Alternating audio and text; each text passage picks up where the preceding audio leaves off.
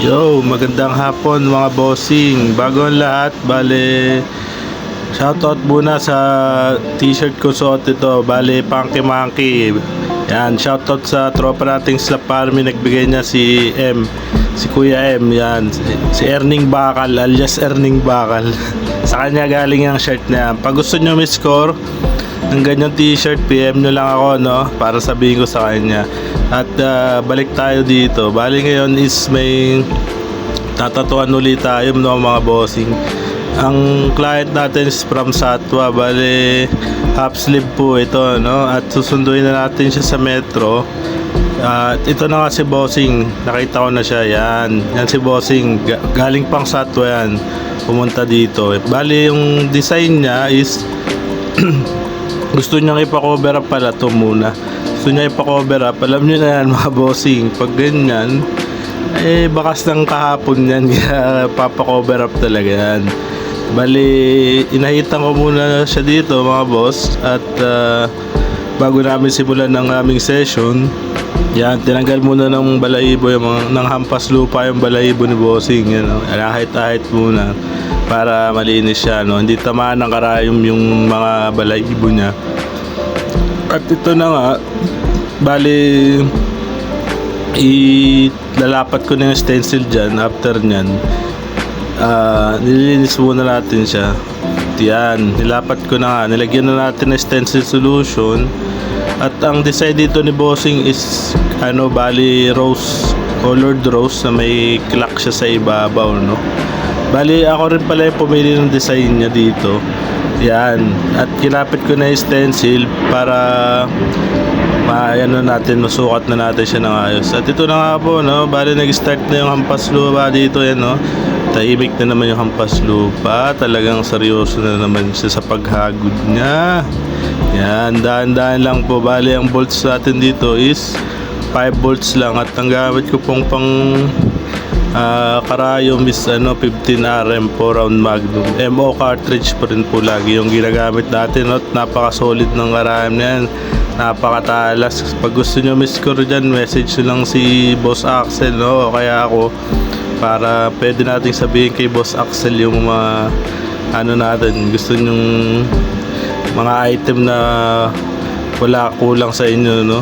Pang sa pantado. At ito na nga po, bali kagigising ko lang dyan, puyat pa rin niya.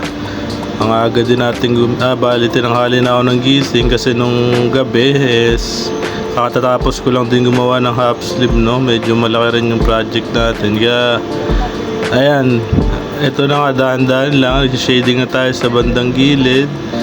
Pitik-pitik lang tayo, no? Bali nakakalahati na pala ako dito, hindi ko na namalaya. Bilis ng video, At yun na nga, bali light lang ng konti. At yun, malapit na tayo matapos. Bali yung sa taas, yan, naglalay na yung hampas lupa, tingnan mo, napakabagal niya maglinya. Pakabagal talaga gumawa yan, syempre para solid yung gawa natin, no? Kailangan di natin minamadali yan. At ito na nga, bali nililihan niya natin sa ibabaw.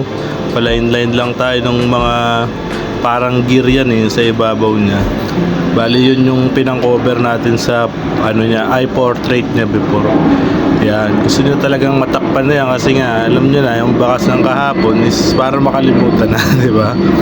Ganun lang yun, Kaya sa mga nagpapatato dyan ng alam niyo na, no? Mga jowa-jowa, hindi naman po talaga totoo yun. Yung sinasabing pag pinatato mo, mag-iwalay kayo, no? Depende na lang sa pagsasama nyo rin, mga bossing.